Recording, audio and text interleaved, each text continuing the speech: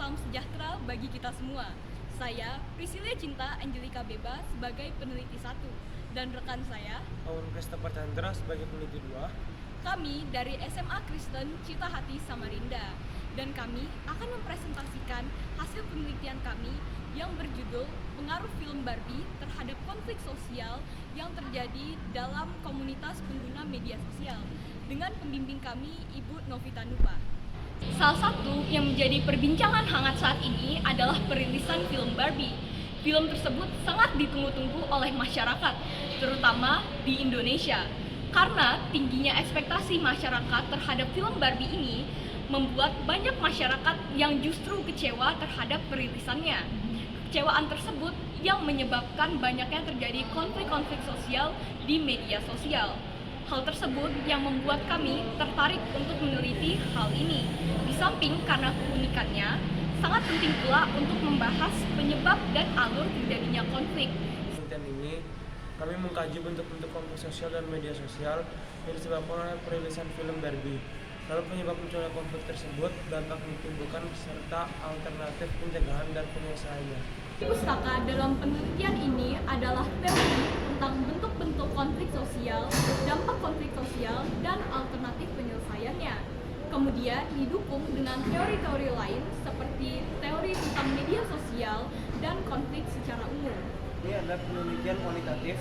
Para data yang disajikan berupa tulisan atau kata-kata yang mendeskripsikan fenomena konflik. Dalam penelitian ini dilakukan validasi data dengan teknik triangulasi.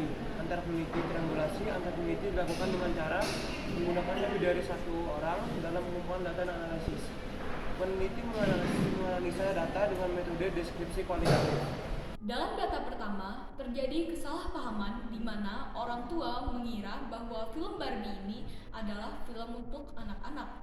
Namun, ternyata setelah film ini dirilis, film ini mengusung tema feminisme dan patriarki, sehingga tidak cocok untuk menjadi film anak-anak. Dan dalam data kedua, kesalahpahamannya terjadi karena masyarakat yang mengira bahwa film Barbie ini mengangkat tema LGBTQ+, karena banyaknya variasi Ken yang tinggal dalam satu rumah. Kemudian dalam sensitivitas ada data 3 dan data 4. Dalam data 3 terjadi sensitivitas seorang wanita yang menganggap bahwa komentar-komentar negatif terhadap film Barbie justru datangnya dari laki-laki, sehingga muncul sentimen tidak baik terhadap laki-laki. Dalam data 4 terjadi sensitivitas pada masyarakat Vietnam karena merasa tidak dihargai dengan memunculkan hal-hal yang berkaitan dengan sejarah. Data kelima terjadi perundungan secara virtual atau cyberbullying. Cyberbullying ini terjadi kepada aktor utama yang memerankan Ken karena dianggap terlalu tua sehingga tidak cocok untuk memerankan Ken. Dan data keenam juga terjadi cyberbullying kepada salah satu selebgram. Netizen menyerangnya dengan kata-kata yang tidak sopan tentang fisiknya karena dianggap tidak pantas untuk berdandan seperti Barbie. Selanjutnya, dalam egosentris ada data 7. Dalam data tersebut terjadi egosentris antar dua kubu.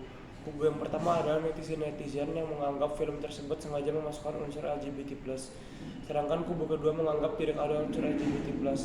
Antar dua kubu tersebut tidak ada yang mengalah, maka terjadi konflik sosial.